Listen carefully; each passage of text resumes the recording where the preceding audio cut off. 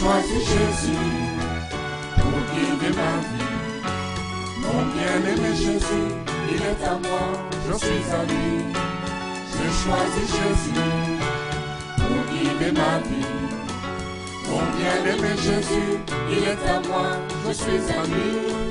J'ai choisi Jésus pour guider ma vie. Mon bien-aimé Jésus, il est à moi, je suis à lui. J'ai choisi Jésus pour guider ma vie. Mon bien-aimé Jésus, il est à moi, je suis à lui.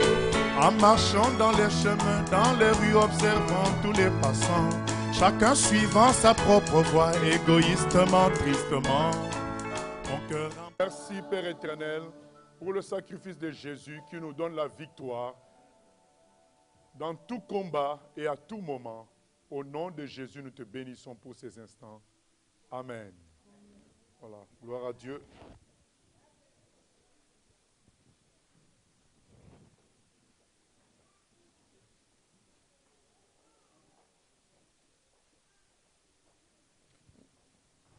Voilà, nous arrivons au deuxième jour de notre séminaire intitulé « La gratuité ».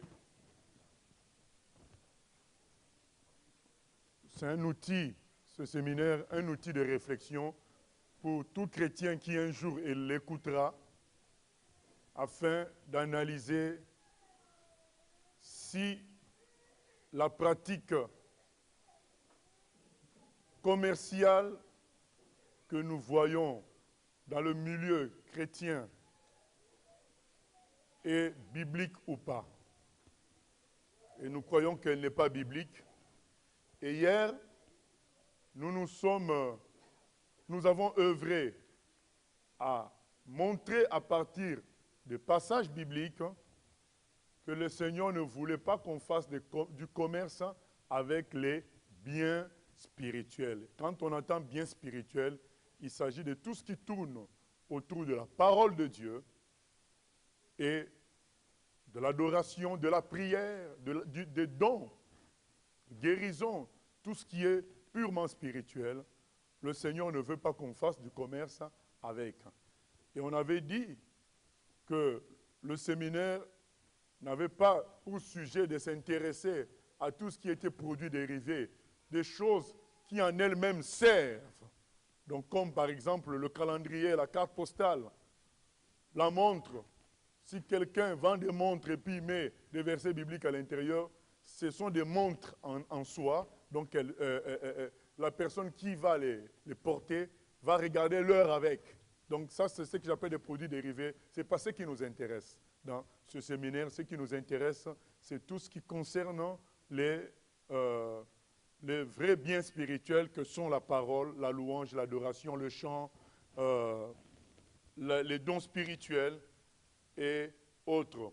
C'est vrai que après tout ce qui est odeur commerciale dans les choses de Dieu, ce n'est pas bien. Même avec les produits dérivés, lorsqu'on commence à vouloir introduire dans les choses de Dieu une sorte d'équivalent du système économique du monde ou bien du système d'entreprise du monde, ce n'est pas bien.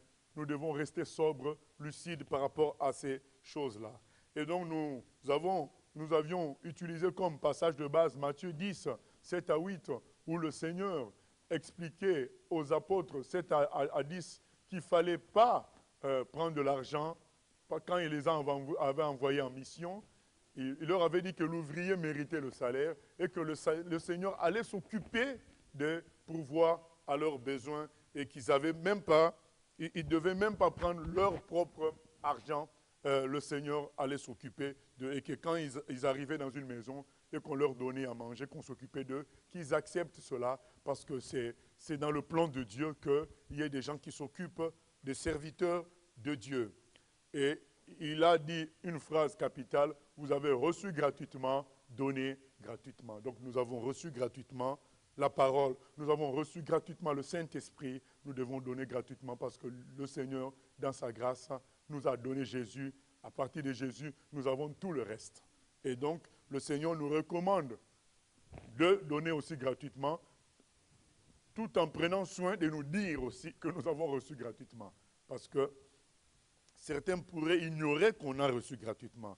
Il dit, puisque je vous donne gratuitement, vous aussi donnez gratuitement. Et nous avons dressé une liste de comportements que nous trouvons anormal dans l'Église du Seigneur et qu'on a taxé de simonie. La simonie étant la vente de biens spirituels, c'est un mot vieux qui est lié à Simon le magicien qui a voulu acheter le don spirituel auprès des apôtres. Et l'apôtre Pierre s'était violemment fâché et il lui avait dit même que tu périsses avec ton argent parce que tu crois que le don de Dieu peut s'acquérir avec l'argent. Donc nous avons vu par là que non seulement les vendeurs étaient visés, mais les acheteurs aussi étaient visés. Donc tous ceux qui veulent manipuler Dieu ou bien manipuler les serviteurs de Dieu en utilisant l'argent d'une manière ou d'une autre, pensant faire chanter parfois Dieu en lui promettant de donner ceci ou cela, c'est des choses qui sont abominables aux yeux du Seigneur. Et hier, donc, nous avons décrit le problème, nous avons donné quelques exemples de choses que nous réprouvions, notamment l'appel aux offrandes sous promesse de bénédiction. Ce n'était pas quelque chose qui était biblique. On dit aux gens, donnez et ainsi Dieu va vous bénir. Venez donner et Dieu va vous bénir comme si c'était un échange, comme si la personne achetait la bénédiction. Ce n'est pas bon, ce n'est pas biblique. On ne doit pas acheter la bénédiction. Pierre et Jésus, nous les avons vus violemment intervenir lorsqu'il s'agissait de mêler l'argent aux choses du Seigneur. Donc Jésus, dans Matthieu 21, nous avons lu ça hier, et Pierre, dans Actes des Apôtres, au chapitre 8. Donc les deux étaient violemment fâchés lorsqu'il était question de mêler l'argent d'une manière perverse aux choses de Dieu. Et on avait donné l'exemple d'une guerre entre la France et la Belgique, et un général qui arrive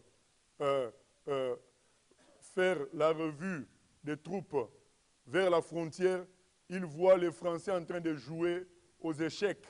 Les soldats, ces soldats en train de jouer aux échecs avec les soldats belges. Tous, ils sont là tranquilles, mais il va dire, mais je ne comprends pas, ça, ce sont nos ennemis. Comment vous les avez autorisés à entrer chez nous, à jouer aux échecs avec vous et à regarder tout ce que nous avons comme armes? Ce n'est pas normal. Et Jésus, c'est la même chose. Il arrive dans le temple, il voit toute une grande activité commerciale. Il dit, mais non, mais ce n'est pas normal. L'ennemi que nous sommes censés combattre, le voilà qui est au milieu de nous, œuvrant tranquillement. Comment vous n'avez pas pu voir cela? Et il chasse les vendeurs du temple. Voilà ce qu'a été le sujet de la soirée d'hier. Et aujourd'hui, nous allons parler des conséquences de la simonie, les conséquences du fait de vendre les biens spirituels, les conséquences de vouloir faire du gain avec les biens spirituels, avec les choses de Dieu. Nous allons donner quelques conséquences parce qu'il y a des professionnels c'est pas grave. Bien-aimé, non. C'est grave. Et nous allons donner quelques conséquences qui tombent sur tout le corps du Christ. Parce que souvent on dit c'est pas grave parce que nous voyons la chose par rapport à l'individu. Mais l'individu c'est un pasteur qui influence tout un troupeau.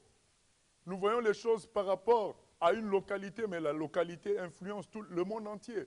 Donc nous devons comprendre que tous ces actes-là influencent l'Église corps du Christ et influencent aussi la relation entre Dieu et son Église. Donc vous avez vu comment Jésus-Christ s'était énervé au moment où il a vu tant de vendeurs au temple. Et donc nous allons parler des conséquences de ce comportement de simonie où on commence à faire du commerce avec les choses de Dieu. La première conséquence qu'on avait mise à part, je rappelle qu'à la fin, nous avons un temps pour les questions et les réponses. Première conséquence, c'est que l'action de Mammon, Mammon c'est le dieu de l'argent, l'action de Mammon est facilitée.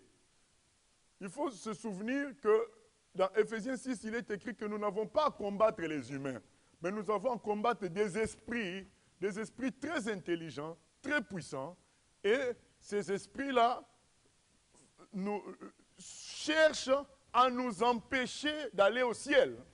Ils cherchent à nous empêcher de faire l'œuvre de Dieu comme il faut. Parce que si on fait l'œuvre de Dieu dans la vérité, les gens seront réellement sauvés et ils iront au ciel. Mais si on fait l'œuvre de Dieu dans le mensonge, les gens peuvent remplir la salle, mais ils ne vont pas au ciel. Et le but n'est pas atteint. Notre honneur ou bien notre succès est atteint sur terre, mais sur un point de vue biblique, nous n'avons pas atteint notre objectif qui est d'amener les gens au ciel. Et quand nous acceptons que le commerce s'installe dans les choses de Dieu, nous acceptons le règne d'un ennemi au milieu de nous. Donc, prenons cet aspect-là aussi des choses. Nous acceptons le règne de l'ennemi au milieu de nous et nous devons résister à cela. Parce que cet ennemi-là est organisé. Si l'argent nous atteint, les autres choses nous atteindront forcément. Donc, nous devons résister au commerce, refuser le commerce dans les choses de Dieu parce que nous facilitons l'action d'un ennemi au milieu de nous. Donc c'est une des conséquences de laisser le commerce, c'est qu'on facilite l'action d'un ennemi au milieu de nous. Et un ennemi, il ne faut jamais le mettre à l'aise parce que si on le met à l'aise, il fait tout ce qu'il veut. Alors un ennemi, il faut toujours la pression sur lui pour l'empêcher de faire ce qu'il veut. Or, nous sommes en combat sur terre. Et nous devons avoir une attitude de combattant et résister à l'ennemi, ne pas lui laisser la place au milieu de nous. Une autre conséquence de la simonie, du commerce autour des biens spirituels, c'est que finalement, les gens, les chrétiens, dépensent tellement de l'argent pour payer, pour recevoir des bénédictions, pour payer des livres, payer des CD, payer des choses qu'on leur demande d'acheter, que finalement, ils n'ont plus rien à donner en holocauste à Dieu. Vous savez, dans le Premier Testament, quand on parle, dans la loi, il était question de sacrifices d'animaux. Et dans les sacrifices d'animaux, il y avait deux formes principales de sacrifices. Il y avait le sacrifice normal, où tu amenais un animal, que le sacrificateur tuait, en adoration, ou bien pour demander pardon à Dieu, ou bien pour une requête à Dieu. Tu amènes un animal, de la farine, de l'huile, et c'était tué. Après la cérémonie, le sacrificateur gardait l'animal pour manger. Et donc, ça faisait partie de leur façon d'avoir des biens de la part du peuple. Donc, ils gardaient l'animal pour manger. Maintenant, il y avait aussi un sacrifice très important dans l'adoration pour Dieu. Il s'appelait l'Holocauste. L'Holocauste, quand le sacrificateur avait fini la cérémonie, quand il a tué l'animal, mis la farine, mis l'huile, il se devait de brûler tout. C'était un symbole d'une vie offerte totalement à Dieu, non pas partagée par les hommes, parce que le sacrifice normal, l'homme aussi en profitait. Alors que l'Holocauste, nul n'en profitait que Dieu seul, parce que l'objet qui était sacrifié était totalement brûlé. Et quand les chrétiens passent leur temps à tout acheter, finalement, ils n'ont plus d'argent pour faire des holocaustes, c'est-à-dire des offrandes qui n'ont pas de destination personnelle. Parce que quand ils ont acheté un livre, après tout, c'est un livre qui leur appartient. Quand ils ont acheté un CD, après tout, c'est un CD qui leur appartient. Et quand ils donnent des offrandes, ben c'est fini, c'est parti. Il n'y a pas de retour direct. Il n'y a pas un échange direct. Et donc, c'est ce qu'on peut considérer comme holocauste de nos jours, les offrandes. Et nous savons que Dieu tient à l'adoration. Et si on ne l'adore pas, ben il y a un problème. On n'est plus un peuple qui adore. Notre relation avec Dieu n'est pas bonne. Et aujourd'hui, ce commerce autour des biens spirituels prend carrément la place de Dieu, puisque tout ce que l'homme pouvait donner à Dieu comme offrande, comme holocauste, il s'en sert pour payer des serviteurs, payer des prédications, payer ceci, payer cela, payer autre chose. Et il n'y a pas des offrandes holocaustes où tu donnes, tu ne sais pas ce qu'on va en faire. Toi, ton problème, c'était donner à Dieu et gloire à son nom, des vrais holocaustes. Donc, quelque part, le commerce dans les choses de Dieu empêche la vraie communion avec Dieu, puisque finalement, les offrandes qui devaient servir à une certaine communion avec Dieu ne sont plus d'actualité parce que tout l'argent est parti dans des formes de marchandage de la bénédiction divine. Et ce n'est pas bon. Or, nous, l'objectif pour nous chrétiens, c'est d'adorer Dieu, c'est de glorifier Dieu. Mais si nous ne pouvons plus le glorifier parce que tout l'argent passe à travers des achats, c'est compliqué. Une autre conséquence, bien-aimée, c'est la trahison facile des serviteurs de Dieu. À cause de l'argent, les serviteurs de Dieu trahissent Dieu maintenant facilement. Ils n'ont plus besoin de grandes difficultés pour trahir Dieu. Ils n'ont plus besoin de grosses pressions. Juste l'argent, tranquillement, les amène premièrement à changer d'objectif. L'objectif avant, c'était sauver les gens. Quand l'argent, le commerce entre dans les choses de Dieu, l'objectif devient la rentabilité. L'objectif devient de rentrer dans ses frais. On organise quelque chose pour qu'à la fin de cela, nous rentrions dans nos frais et qu'il y ait un certain bénéfice. Donc finalement, le monsieur va tout faire pour vendre la chose, fait tout faire pour attirer les gens. Nous connaissons des prétendus pasteurs qui veulent tellement attirer du monde dans leurs conférences, qui disent, nos frères bouddhistes, nos frères témoins de Jéhovah, nos frères ceci, venez tous, Dieu veut vous toucher, vous tous. Voilà, bien aimé. Pourquoi? Parce qu'il veut tellement qu'il y ait des gens, parce que s'il y a beaucoup de gens, il y aura beaucoup d'argent, alors il se permet de changer d'objectif. L'objectif, ce n'est plus la vérité, l'objectif, c'est maintenant faire en sorte qu'il y ait du monde. Parce qu'on a besoin d'être rentable. Donc, facilement, les gens changent. Facilement, les serviteurs de Dieu trahissent Dieu à cause de l'argent.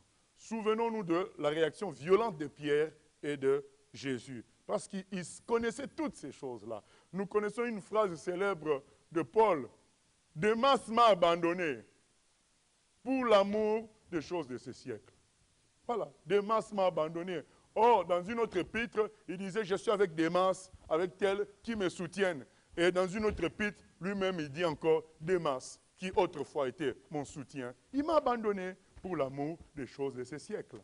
C'est ça la réalité. Donc les gens, à cause des choses de ce siècle, donc, qui sont résumées dans l'argent, eh bien, ils abandonnent facilement Dieu. Et nous ne devons pas accepter que des gens qui ont été rachetés par le sang de Christ facilement lâchent prise comme ça. Et donc, comprenons que l'argent tue beaucoup plus que les persécutions et autre chose.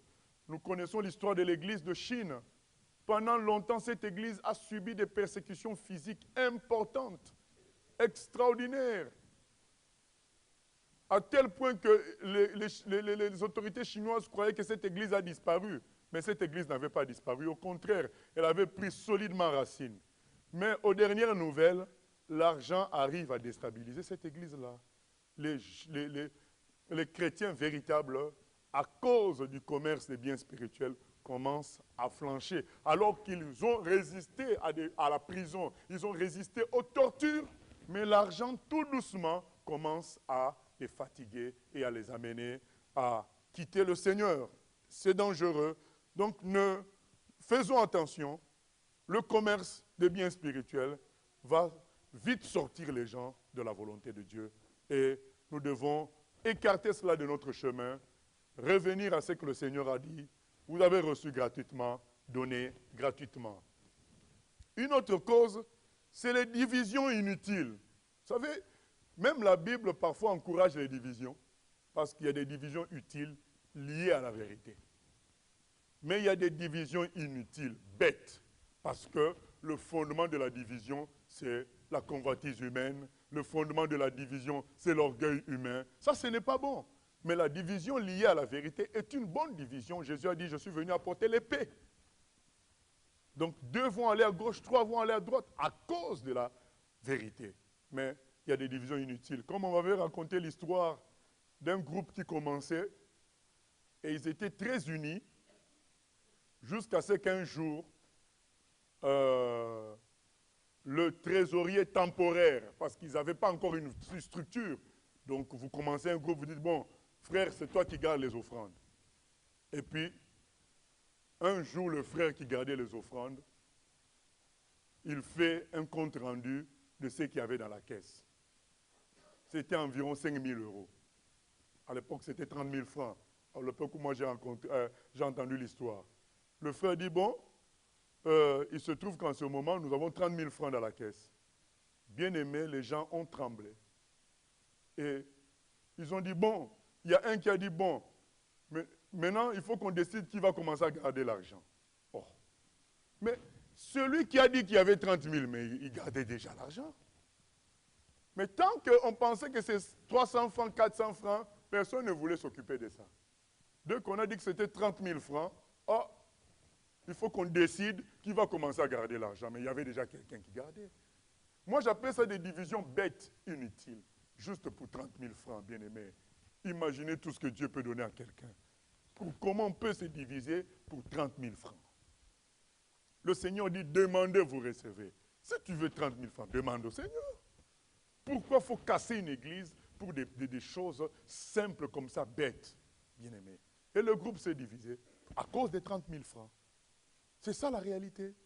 Donc quand l'argent commence à revêtir une certaine importance, ça va créer des divisions inutiles. Les gens vont commencer à se jalouser, ils vont commencer à regarder à tel, mais on ne comprend pas, ben, il a changé de voiture, d'où vient cette voiture? Et finalement, parce que l'esprit de maman a pris place, nous allons rencontrer dans beaucoup d'églises des très très grandes divisions. Et parfois, certains ne l'avouent pas clairement, mais c'est ça leur motivation quand ils créent une division, en réalité, parce qu'ils aimeraient, en quelque sorte, qu'on leur donne une part du gâteau qu'ils pensent qu'il y a. Voilà. Et tout ça, c'est à cause de l'esprit d'argent. Or, si nous vivons dans une logique de dépendance à Dieu, nous n'aurons même pas ces soucis-là. Nous savons que le Seigneur pourvoit à nos besoins et nous savons que celui qui arrose sera arrosé. Donc nous préférerions arroser les autres afin que le Seigneur nous arrose lui-même au lieu de se laisser avoir par une logique pécuniaire, égoïste et qui va amener de grosses divisions. Autre chose, autre conséquence, une des conséquences très graves, bien-aimés, c'est le mauvais témoignage auprès des païens. Aujourd'hui, beaucoup de païens ont la conception que quand on parle des pasteurs, c'est des voleurs d'argent. Beaucoup ont cette conception-là, à cause du commerce. L'un ou l'autre est venu une fois à une réunion et il a entendu des appels d'argent monstrueux. Et je connais beaucoup de païens qui préfèrent ne pas prier parce qu'ils se disent, oui, mais ces gens-là, ce sont des voleurs d'argent. Ils ne font que piller les gens. C'est des sectes, effectivement, parce qu'ils ont déjà vu, ils ont entendu parler des gens escroqués, extorqués, des gens manipulés à cause de l'argent. Donc aujourd'hui, l'Église du Seigneur a un mauvais témoignage à cause de l'argent. Et les gens voient, bien aimé, imaginez que quelqu'un regarde TBN ou bien God TV, un païen regarde cette chaîne pendant 4 heures de temps. Il sera abreuvé de pubs. Il va voir que pendant que quelqu'un prêche, à un moment il présente son livre. Comme on a vu quand on est parti au Canada, le monsieur il prêche, après il dit, je ne peux pas tout dire, la suite c'est dans le livre. Et le livre coûte un certain montant. Bien aimé, vous imaginez, vous croyez que les païens sont bêtes. Imaginez qu'un païen était là. Il va dire, mais ça c'est une manière de pousser les gens à acheter son livre. Puisque les gens sont assoiffés d'entendre ce qu'il écoute, après lui dit, bon, je m'arrête là, la suite c'est dans le livre. Conséquence, ben, les gens vont vouloir acheter le livre. Mais malgré ça, bien aimé, jusqu'au dernier jour, personne n'avait acheté un livre. Bon, ça c'est une autre histoire. Nous continuons. Mauvais témoignage auprès des païens. Les païens sont déçus de voir ce qui se passe dans les milieux évangéliques, notamment la façon de demander l'argent, la façon de faire du commerce avec l'argent. Tout est vendu. Et il voit bien, mais il y a des païens qui ont des frères hein, physiques, des frères dans la chair, chrétiens, chanteurs ou pasteurs. Ils voient eux-mêmes. Comme on avait appris dans une église, il y a un pasteur, son cousin l'appelle pour lui demander quelque chose. On était, je crois, vendredi. Le pasteur lui dit, bon, écoute, dimanche soir, rappelle-moi, quoi. Donc, ça veut dire ce que ça veut dire. Hein. Donc, dimanche soir, donc, les offrandes seraient déjà passées et puis que le cousin le rappelle le soir, quoi. Bien aimé, vous croyez que ce cousin-là ne sait pas que le pasteur, il va prendre les offrandes? Il sait, parce que son oncle lui dit, écoute, rappelle-moi dimanche soir. Ça veut dire quoi? Lui-même, il comprend, ah, l'oncle, donc il va piocher dans les offrandes. Vous croyez que ce cousin-là peut vraiment se convertir? Et il va se dire, oh, mon oncle, je vois ce qu'il fait. C'est ça le problème. Et il y en a plein comme ça qui ont des frères. Qui ont des frères, parfois chantres chrétiens. Tu vois, il va voir son cousin ou frère chantre chrétien qui est en train de se démener pour sortir un CD parce qu'il lui faut l'argent pour acheter sa voiture. Voilà. Quand il voit de telles choses, il dit, oh, mais ces gens-là, donc, ils bossent pour l'argent. Comment moi je peux être attiré par ce qu'ils font? Et beaucoup de païens sont freinés à cause de ces pratiques pécuniaires qui ne sont pas bibliques. Nous devons rester dans la logique du Seigneur qui n'a demandé aucune somme à qui que ce soit.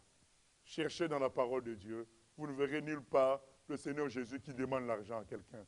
Non, le Seigneur Jésus dépendait de son papa. Et nous aussi, nous devons dépendre du même papa qui était le papa, qui est le papa de Jésus. C'est aussi notre Père, le Dieu qui a fait les cieux et la terre. Et aujourd'hui, il y a un mauvais témoignage auprès des païens. Nous avons la responsabilité de reconstruire les témoignages bibliques des vrais enfants de Dieu en prônant et en vivant la gratuité, en distribuant les biens spirituels gratuitement. Les païens se rendront compte qu'il y a le véritable évangile qui existe, qu'on peut recevoir par grâce et non pas par achat. Autre conséquence, bien-aimée, c'est l'entrée de puissance occulte. L'entrée de puissance occulte. Il est écrit dans 1 Timothée 6, qu'on a lu hier, que l'amour de l'argent, c'est la racine de tous les maux. Alors, quelqu'un qui sait que, tiens, aujourd'hui les chrétiens sont dans la mode de la prophétie, ou de la parole de la connaissance, une sorte de voyance. Dire à quelqu'un, ben, tu es là, aujourd'hui tu as dormi à 3 heures du matin. Dieu a voulu te parler, mais tu n'as pas compris. Tu te dis, oh, mais comment il sait que j'ai dormi à 3 heures du matin? Mais bien aimé, tu as un problème. C'est que tu gardes tout pour toi. Aujourd'hui, fais une offrande. Ils vont trouver un nom à cette offrande-là, peut-être. Une offrande de taureau, ou bien, ça s'appelle comme ça aujourd'hui. Il y a des offrandes de bélier. Fais une offrande de taureau. Donne 400 € et Dieu te parlera ce soir. Le chrétien, qu'est-ce qu'il se dit? Tiens, comme il savait pas que moi, il n'habite pas avec moi, comment il sait que je n'ai pas dormi jusqu'à 3 heures du matin? Il s'agit bien de Dieu qui parle, je vais donner l'offrande du taureau. Et bien aimé, malheureusement, tu vas enrichir un homme qui n'est plus avec Dieu. Et ces gens-là, ayant compris que les chrétiens ont soif de certaines choses, et que Dieu ne va pas leur donner ces pouvoirs-là, parce qu'ils savent que Dieu ne marche pas avec le commerce, ils vont aller chercher ces pouvoirs auprès de qui? Auprès du diable. Donc le diable va leur donner le pouvoir de savoir qu'est-ce qui s'est passé dans la vie des gens hier, puisque le diable connaît le passé, parce qu'il a été dans le passé. Ce qu'il ne connaît pas, c'est l'avenir, mais il connaît le passé. Donc il peut consulter quelques démons espions pour savoir qu'est-ce que tu as fait hier. Et quand tu viens, il y a même des églises où le pasteur dit, dans ta poche, il y a 100 €. Voilà. Donc, tu te dis, mais comment il sait que dans ma poche, il y a 100 €? La poche droite en plus. Donc, tout ça, c'est des pouvoirs magiques. Mais comment ça entre dans l'église? À cause de l'argent. Les gens veulent l'argent, ils veulent impressionner. Ils savent que les chrétiens aiment telle chose. Moi, je vais aller prendre les pouvoirs. Comme ça, je vais les manipuler pour gagner de l'argent. Aujourd'hui, il y a beaucoup de prétendus serviteurs qui, en réalité, sont des loups déguisés en brebis et qui utilisent la candeur, l'innocence des chrétiens et aussi leur convoitise pour s'enrichir. Ils aiment telle chose, ils aiment telle autre chose, mais Dieu ne va pas me le donner parce que Dieu sait que j'ai des mauvaises intentions. Je vais aller chercher ça auprès du diable. Et les puissances occultes entrent. Les faux parler en langue, les fausses prophéties, les fausses paroles de connaissance qui sont des voyances. Tout ça, ça entre facilement. Comme on l'a dit, l'amour de l'argent est la racine de tous les maux. Parce que l'argent a été mis en honneur, eh bien, ça va faire entrer toutes les autres puissances occultes dans l'affaire. C'est ainsi qu'on retrouve dans beaucoup d'assemblées des puissances occultes qui travaillent tranquillement, puisque l'argent trône déjà. Du moment que l'argent trône, les autres puissances, ils viennent tranquillement parce qu'elles sont associées à l'argent. Elles sont des moyens que ces serviteurs-là utilisent pour attirer l'argent. Mais bien aimé, parfois, ces puissances n'ont pas besoin que tu ailles signer un contrat avec le diable. Ta façon de faire peut les attirer. Il peut y avoir des esprits qui viennent en toi. Moi, j'avais un oncle, mon oncle qui est pasteur aujourd'hui. Il était ceinture noire de karaté. Il n'est jamais parti faire un contrat magique pour avoir la force. Mais il nous expliquait qu'à un certain niveau, quand il faisait les katas, c'est-à-dire je ne sais pas comment expliquer ce que c'est qu'un kata, mais quand il répétait certains exercices liés à leur niveau, en faisant certains cris, il sentait en eux une fausse entrée, il cassait une brique. Pourtant, il n'est jamais parti voir un féticheur. C'est l'exercice du karaté même qui est lié à des esprits démoniaques qui a fait que finalement, ils reçoivent ces esprits-là sans les avoir invités. Il y a des cris qu'on fait dans le karaté qui attirent ces esprits-là. Et c'est la même chose dans la vie de tous les jours. On peut avoir une propension, par exemple, à aimer voir dans le monde spirituel. Tu aimes trop voir dans le monde spirituel. Tu veux trop faire des rêves, tu veux trop voir. Eh bien, en ayant cette envie-là forte, tu finiras par attirer l'esprit de divination. Sans que tu aies fait un contrat. Et donc, ces pasteurs-là et ces faux serviteurs de Dieu finissent par attirer ces esprits-là, même s'ils n'ont pas fait un contrat express avec l'ennemi. Donc, ils finissent par attirer parce qu'ils ont tellement soif de voir ce qu'il y a dans les poches des gens qu'ils finissent par attirer un esprit qui leur montre aussi ce qu'il y a dans les poches des gens. Et puis, nous connaissons aussi les lois de la probabilité. Donc, quand il y a 300 personnes, probablement il y a quelqu'un qui a 100 € quand même dans sa poche. Donc, parfois, ces lois-là aussi marchent. Et puis, il y a tous les autres systèmes, les systèmes de quelqu'un qui va dans les rangs, qui regarde bien la personne et qui t'envoie le message par écouteur.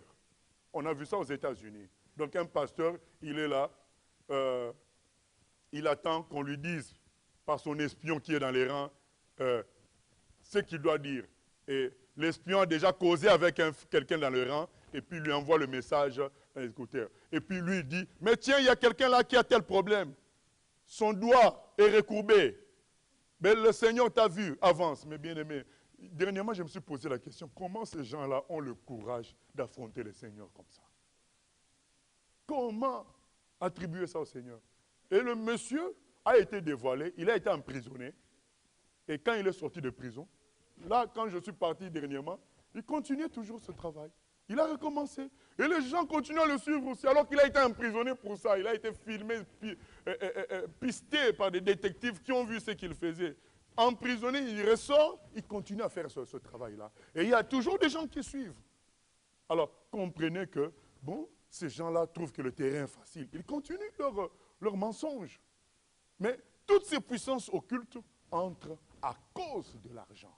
L'argent ayant pris place, il ouvre maintenant la porte à toutes les autres puissances occultes. Et bien aimé, le combat dans ces bâtiments-là devient encore plus dur parce que tu n'as plus affronté que les démons de l'argent, tu as affronté d'autres esprits qui ont pris place autour du prince de l'argent. Et ce n'est pas facile quand on est dans ces groupes-là, dans ces mouvements-là, de quitter, de voir clair, parce que la tromperie devient très intense, parce que l'argent règne en maître.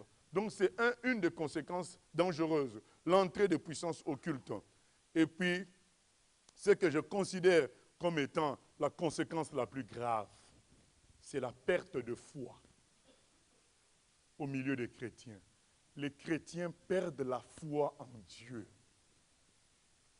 Ils perdent la foi en Dieu. Beaucoup de chrétiens aujourd'hui ne croient pas que Dieu les aime parce qu'ils n'ont pas d'argent. Parce que dans ces églises-là, on prêche que si tu es vraiment chrétien, tu dois être béni financièrement. Donc eux, comme ils n'ont pas d'argent, ils se disent, mais j'ai un problème avec Dieu. Certains ne croient pas qu'ils sont bénis parce qu'ils se disent, pour être béni, il faut que je donne autant. Mais comme moi je ne donne pas autant, sûrement je ne suis pas béni. Et ils ont une vie triste. Pour eux, Dieu est en train de vendre sa présence, est en train de vendre son amour. Et beaucoup sont dans la tristesse. Ils disent, mais je n'ai rien à lui donner, donc il ne me considère pas du tout. Puisqu'on a félicité celui qui a donné beaucoup. On l'a fait passer devant. Regardez tel, il a beaucoup donné. Bon, toi, tu n'as rien fait. Tu te dis, bon, Dieu ne s'intéresse pas à moi. Et beaucoup sont dans la tristesse parce qu'ils ne peuvent pas donner. Ils ont trop entendu qu'il fallait donner ceci, donner cela. Il y a des pasteurs, ils font le livre. Non seulement ils vous imposent d'acheter le livre, ils vous demandent d'en acheter pour distribuer encore. Et quand quelqu'un en achète 20, il est acclamé devant tout le monde. Alors quand toi tu vois ça, tu te dis, bon, moi je n'ai pu acheter qu'un seul. Donc le Seigneur ne m'acclame pas. Et beaucoup perdent la foi en Dieu, alors que le Seigneur a laissé son Fils mourir à la croix pour nous. Vous pouvez imaginer sa colère. De voir que le message que nous devons apporter à tout homme, que Dieu aime tout homme de la même manière, il n'y a pas de favoritisme, mais les gens maintenant ressentent qu'il y a de favoritisme. Puisqu'il y en a qui donnent beaucoup plus, qui achètent beaucoup plus, donc forcément ils sont beaucoup plus bénis. Il y a du favoritisme puisqu'il y a des livres, c'est écrit les 7 secrets de la délivrance. Mais ça coûte 25 €. Maintenant la personne ne peut pas acheter, il veut être délivré, bon, il regarde les 7 secrets. Heureusement qu'il n'a pas d'argent parce que c'est des faux secrets. Mais il regarde, mais lui il se dit que mon espoir est dedans, mais je ne peux pas acheter. Alors cette personne-là doit se dire, mais tiens, Dieu n'a pas voulu me donner ma délivrance. Parce qu'il ne m'a pas donné l'argent pour acheter ça. Bien-aimés, beaucoup ont perdu la foi. Les pasteurs n'en parlons pas. Moi j'avais discuté personnellement avec un pasteur. Je lui explique comment je vis par la foi, comment l'Église vit par la foi. On était en Afrique. Je lui explique qu'il doit compter sur Dieu. Le pasteur a eu le courage de me dire, pasteur, nous, sans l'Europe, nous ne pouvons rien. Dans mon cœur, j'ai dit, aïe, il a perdu la foi. Sa foi est dans l'Europe maintenant. Or, l'Europe elle-même, elle s'inquiète. Toi, tu vas avoir foi en quelque chose qui s'inquiète. Bien-aimé. Or, Dieu ne s'inquiète pas. Dieu, il est dans la paix, c'est le Tout-Puissant. L'or et l'argent lui appartiennent. Le pasteur m'a dit clairement, nous, sans les bien-aimés qui sont en Europe, qui nous envoient quelque chose, ben, on ne peut rien. Il a dit, tu vois même les haut-parleurs que tu as entendus aujourd'hui, eh bien, c'est le frère là qui vient de Paris qui nous l'a amené. Oh, bien-aimé, quelle tristesse quand quelqu'un perd la foi. Il est perdu. Et beaucoup de chrétiens ont perdu la foi. On leur dit, mais non, mais les concerts, il faut que ce soit gratuit. Mais qui va nous louer la salle? Ils ont perdu la foi. On dit, mais les CD, les DVD doivent être gratuits. Mais qui va les acheter? La foi s'en va. Bien-aimés, en même temps, nous voulons les miracles. Nous voulons que les paralytiques marchent. Nous voulons que les aveugles voient. Mais nous sommes incapables de dépendre financièrement de Dieu. Comment voulez-vous que Dieu agisse? Parce que Dieu a besoin de la foi pour agir. Or, la même foi que nous réclamons pour que les aveugles voient, la même foi qu'il faut pour qu'un paralytique marche, c'est la même foi qu'il faut pour vivre sans vendre. C'est ça, bien-aimé. D'où la conséquence, c'est que la grâce de Dieu ne fonctionne pas parce qu'il n'y a pas la foi. Souvenez-vous de la phrase remplie d'émotion de Jésus dans Luc 18, 8. Quand le Fils de l'homme viendra, trouvera-t-il encore la foi? Mais vous croyez que c'est dû à quoi? Aux persécutions? Non, on a vu à Haïti, lorsqu'il y a eu le tremblement de terre, le journaliste était fâché de le dire. Il dit que, lui, il pensait que les gens allaient se fâcher contre Dieu. Il dit, j'étais étonné de voir que, après le tremblement de terre, les gens s'agenouillaient pour glorifier Dieu. Donc vous voyez que le tremblement de terre, ses conséquences n'ont pas empêché les gens de louer Dieu. Ils n'ont pas perdu foi en Dieu. Mais c'est l'argent qui est en train de faire perdre la foi aux gens.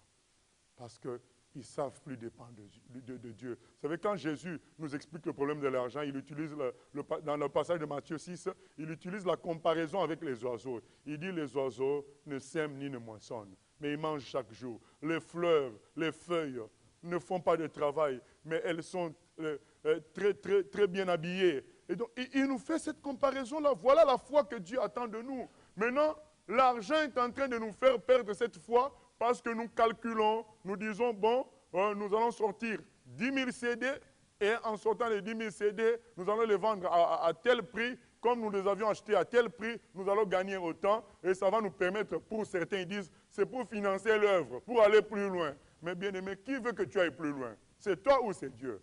Si c'est Dieu, il n'a qu'à financer. Voilà. C'est le patron de l'œuvre.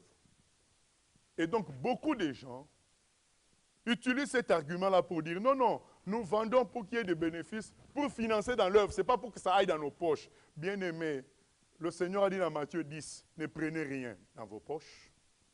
Moi-même, je vais financer mon œuvre. L'ouvrier mérite le salaire. Je vais moi-même financer ce que vous allez faire. Le Seigneur lui-même, il finance, bien-aimé. Et s'il nous demande, s'il veut que nous financions, il nous le dira expressément.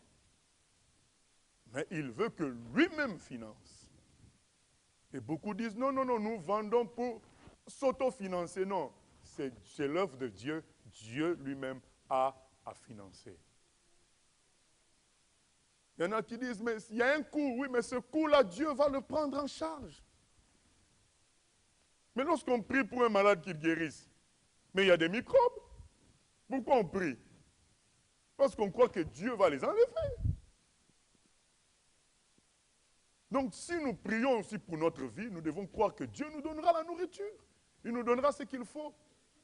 Il nous poussera à travailler. Et quand nous allons travailler, nous aurons un salaire. Mais tout cela, c'est un don de Dieu. Pas à pas, le monde chrétien est en train de perdre la foi. Ce n'est pas à cause des persécutions. Ce n'est pas à cause des tremblements de terre. C'est bel et bien à cause de l'argent. L'esprit du commerce dans les choses de Dieu a enlevé la foi de l'agriculteur qui sème et qui attend que ça pousse par le miracle de Dieu. Nous, on est, les chrétiens sont entrés dans la logique de la bourse. Ils mettent de l'argent, ils font des calculs, font des projections humaines, et petit à petit, la foi disparaît. Et quand la foi disparaît, on devient fragile vis-à-vis des forces des ténèbres. C'est écrit dans 1 Jean 5, 4. La victoire qui triomphe de ce monde, c'est notre foi. C'est notre foi. Parce que quand tu as foi en Dieu, tu es prêt à dire, je ne veux pas faire de compromis, parce que je sais que Dieu pourvoira à mes besoins. Mais quand tu n'as plus foi en Dieu, tu vas dire, comprenez-moi frère, j'étais obligé de magouiller, parce que il me fallait de quoi nourrir mes enfants. Comprenez-moi, parce que le manque de foi te conduit à sortir de la vérité, parce que tu as peur de l'avenir. La compromission t'octroie certains dons financiers et tu n'es pas prêt à rester dans la vérité et manquer de l'argent. Bien-aimé, l'argent est en train de détruire beaucoup de gens. beaucoup de gens, nous avons connu des chantres qui au départ semblaient être corrects, droits, mais quand ils ont commencé à être invités à gauche, à droite, quand ils ont commencé à être soutenus par des, entre guillemets, producteurs, qui les faisaient faire des CD et qui les vendaient et qui leur donnaient leur cachet, ces gens-là ont été transformés. On connaît même un, il a exigé qu'on lui donne l'argent avant qu'il aille chanter. Il ne voulait pas chanter et qu'à la fin, les organisateurs lui disent, écoute, on n'a pas eu suffisamment de rentrées, est-ce que tu peux nous laisser qu'on fasse un échéancier? Il a dit, non, moi avant que j'aille chanter, il faut que vous me donniez mon cachet. Un chrétien bien-aimé.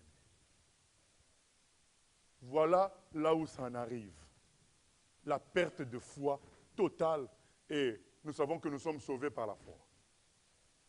Nous savons aussi que le juste vivra par la foi.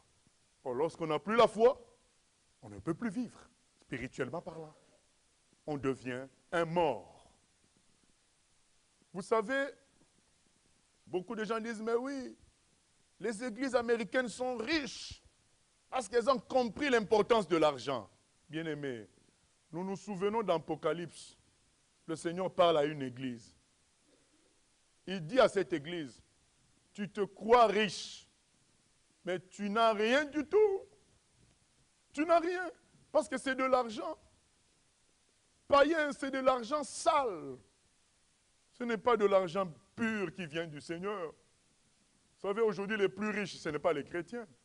C'est les non-chrétiens qui sont les plus riches. Les Bill Gates, tous ces gens-là, c'est des non-chrétiens.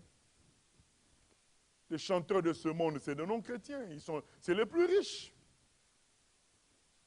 L'argent que ces gens-là sont en train, dont ces gens-là sont en train de parler, comme quoi ils sont riches, mais c'est de l'argent issu du commerce des biens spirituels. Ils sortent un livre à 10 $. Ils vendent ça à 100 000 personnes. Ça leur fait 1 million de rentrées et il leur reste peut-être, après les coûts, il leur reste 400 000 $.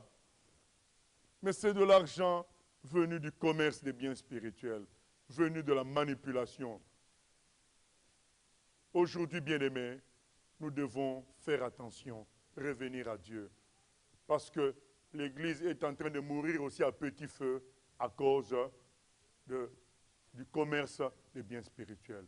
Résistons à cela. La perte de foi, bien-aimés, c'est très dangereux parce que la foi et le chrétien, c'est lié. La foi, c'est la vie du chrétien. S'il n'y a plus la foi, c'est la mort, bien-aimés. C'est la mort. Et il devient fragile, il ne peut plus résister face aux forces des ténèbres. Alors, on va me poser la question, mais que faire? Eh bien, c'est simple. On doit refuser d'alimenter le système. Beaucoup m'ont posé la question, mais est-ce qu'il ne faut plus acheter quoi que ce soit? Bien-aimés, que l'Esprit Saint nous guide dans nos achats. Lorsque nous voyons qu'un produit que nous considérons bénéfique pour tes enfants, pour les enfants ou bien pour toi-même, il y a toute une pub agressive du genre, ben, celui qui a écrit ce livre, il dirige une église de 35 000 personnes. Il a une onction spéciale dans la guérison. Il y a une pub de ce genre-là, bien-aimé. Souviens-toi que Jésus-Christ est le chemin, la vérité, la vie.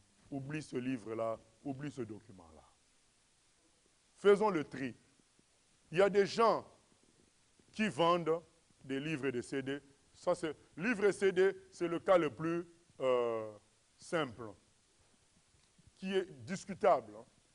Alors que les autres cas ne sont même pas discutables. Ceux qui vendent les prières, ceux qui vendent les rendez-vous. Pour avoir un rendez-vous avec ces pasteurs-là, il faut payer. Tout ça, ça, c'est même pas discutable, c'est des faux serviteurs. Mais il y a des gens qui vendent des livres et des CD parce qu'ils ont vu tout le monde faire comme ça, et aussi ils font comme ça. Donc, on ne peut pas dire que quelqu'un qui vend les livres et les CD est forcément de l'ennemi ou c'est un faux serviteur. Il y a plein de choses que même nous-mêmes, nous avions fait autrefois, parce que nous avons vu tout le monde faire cela. Maintenant, il faut qu'il y ait... on arrête tout cela. Et commençons par décider de ne plus alimenter le système. Tout ce que nous voyons comme publicité agressive, le Saint-Esprit nous guidera. Moi, je ne peux pas donner une formule universelle qu'on devrait éviter. Le Saint-Esprit nous guidera à savoir trier, à dire non, là, on sent que c'est une publicité agressive et puis avoir l'utilité aussi de la chose. Dans nos cœurs, disons, Seigneur, je ne veux plus alimenter le système.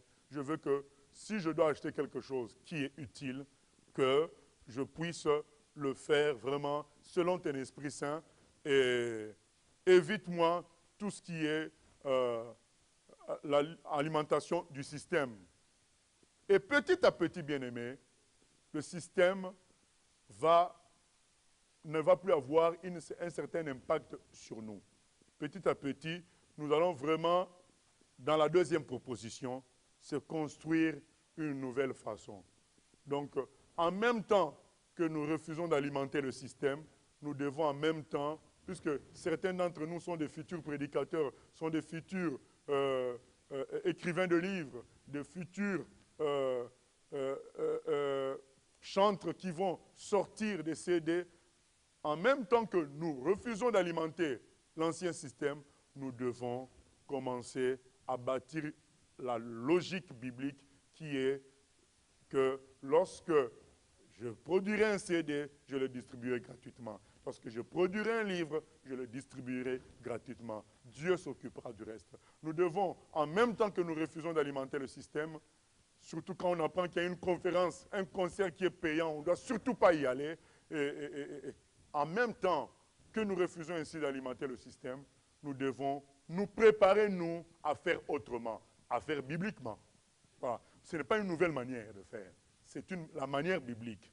Maintenant, beaucoup de chrétiens naissent dans des environnements où tout est vendu et, vous savez, il y a le fameux verset qui dit « Lorsque les fondements sont ébranlés, le juste, que fera-t-il » Donc, il y a des chrétiens qui naissent dans un environnement où tout est vendu. Donc, pour eux, c'est ça la vérité.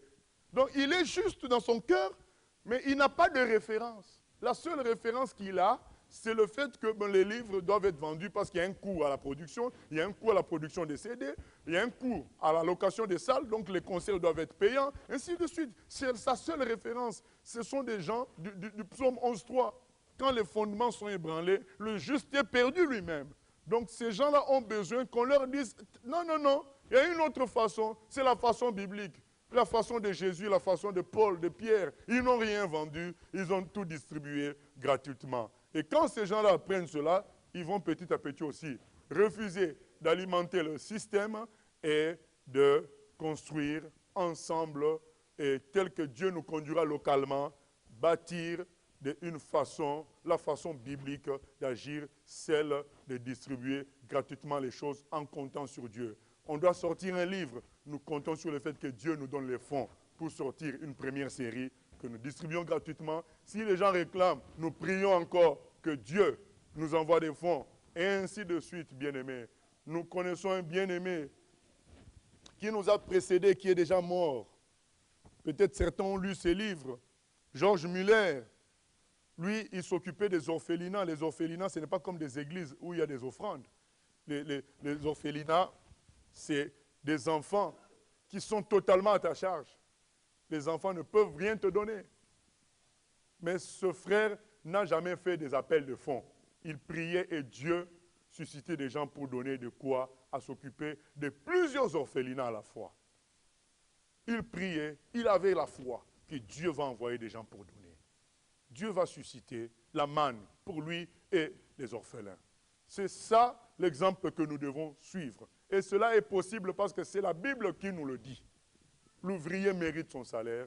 Allez, j'ai tout préparé, tout est accompli, allez faire le travail. Voilà la proposition que je fais. Donc, refusons d'alimenter le système, que le Saint-Esprit nous conduise sur la manière d'acheter. Il y a des choses, aujourd'hui, on n'est pas encore arrivé au niveau de... Certains le font, mais pas tout le monde. Les Bibles, parfois quand on veut les avoir, on n'a pas d'autre possibilité que d'acheter. Et certains documents très importants, on n'a pas d'autre possibilité que d'acheter. Comme on est un peu coincé, ben, nous allons acheter ce que Dieu veut qu'on achète, le temps que le système que nous voulons construire avec d'autres bien-aimés, ça existe déjà sur Internet. Je crois qu'il y a déjà des centres chrétiens qui sont rassemblés dans un système de distribuer leurs chants gratuitement. Et petit à petit, il y a la conscience qui commence à naître dans l'Église du Seigneur par rapport à ce problème-là. Et donc, nous devons faire confiance au Seigneur. Et c'est là qu'un païen, quand il va venir, on lui donne gratuitement, il va comprendre qu'il est dans un autre monde. Il est auprès des gens qui sont la lumière du monde. C'est clair. Mais quand un païen vient, il entend la même rengaine qu'il entend dans le monde par rapport à la vente des choses. Il se dit, mais il n'y a pas de différence. C'est la même chose. Où est la foi, bien-aimés?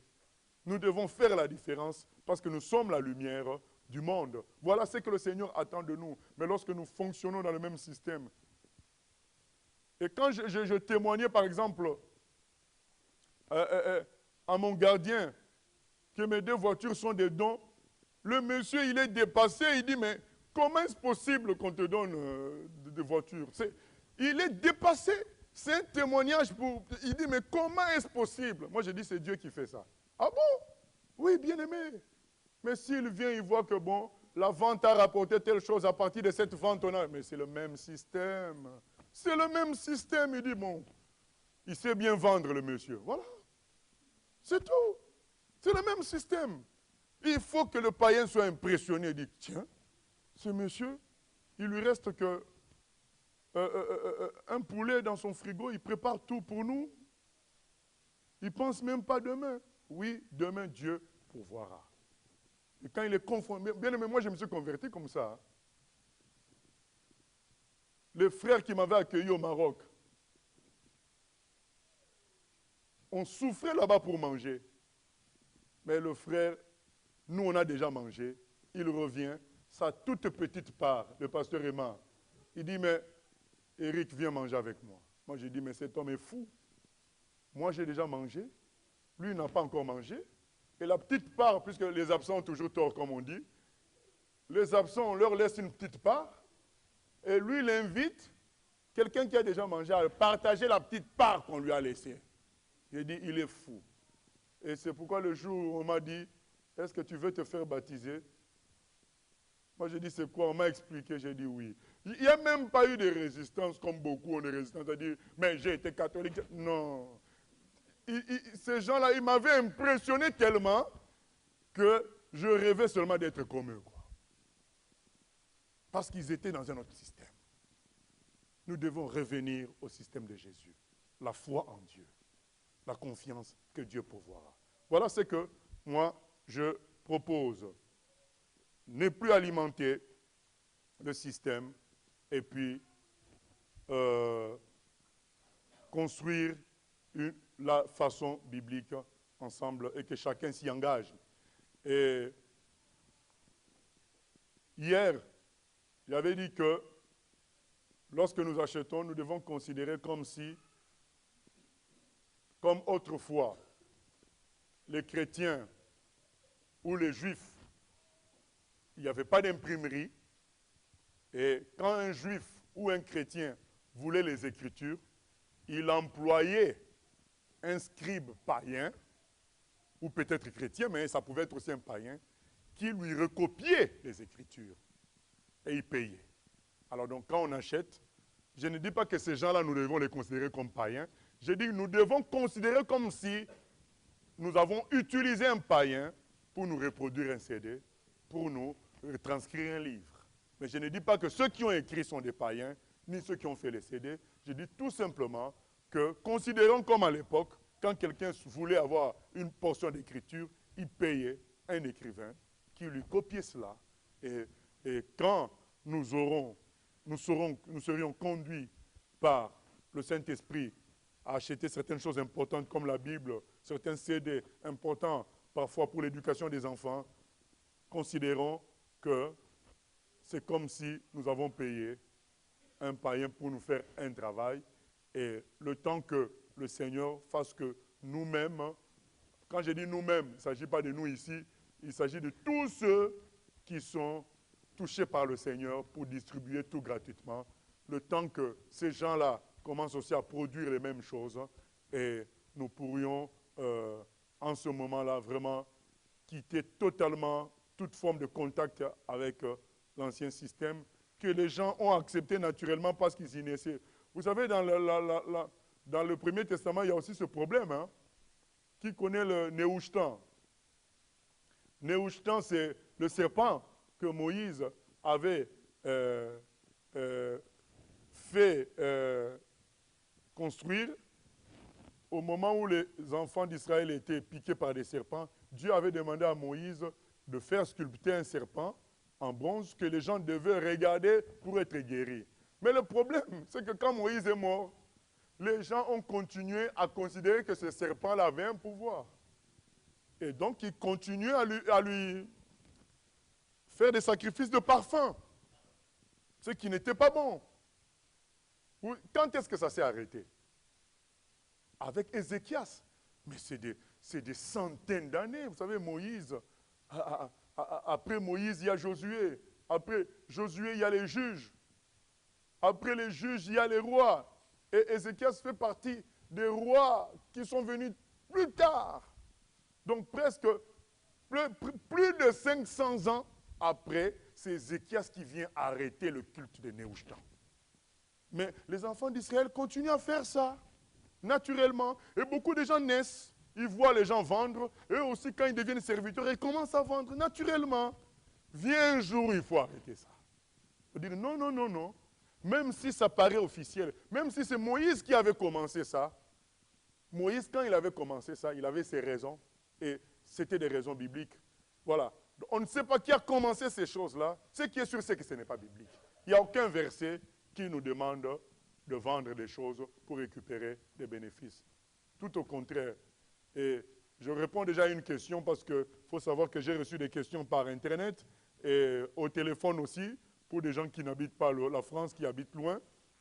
Il y a un frère qui m'a dit, mais la sagesse veut qu'on vende quand même pour financer l'œuvre. Moi, je dis, la sagesse ne peut pas remplacer les versets bibliques.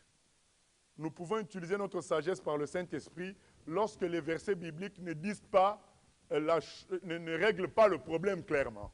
Donc, il y a certaines situations que les versets bibliques ne règlent pas clairement. Là, la sagesse par le Saint-Esprit, nous pouvons nous en servir. Mais au moment où les versets sont très clairs là-dessus, vous avez donné gratuitement, vous avez reçu gratuitement, donné gratuitement.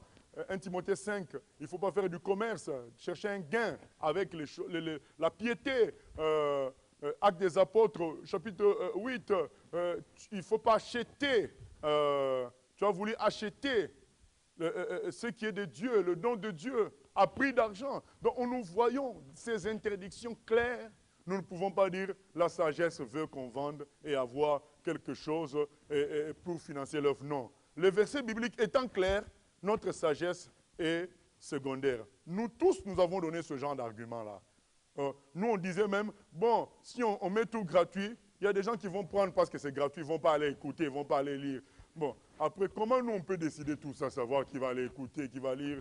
Et puis on disait, bon, on va vendre, mais pour ceux qui n'ont pas d'argent, ils peuvent prendre gratuitement. Après, ça devient compliqué. Il y a des gens, bon, qui sont à une distance telle qu'ils ne peuvent pas prendre gratuitement. Donc, ils ne peuvent que acheter puisqu'on a exposé les choses d'une manière d'achat.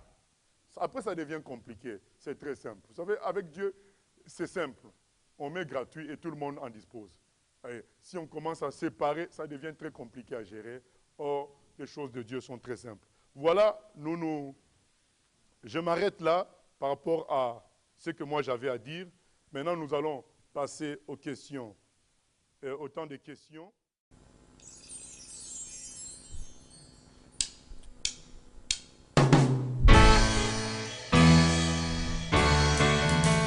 J'ai choisi Jésus pour guider ma vie. Mon bien-aimé Jésus, il est à moi, je suis à lui. J'ai choisi Jésus pour guider ma vie. Mon bien-aimé Jésus, il est à moi, je suis à lui. Je choisis Jésus.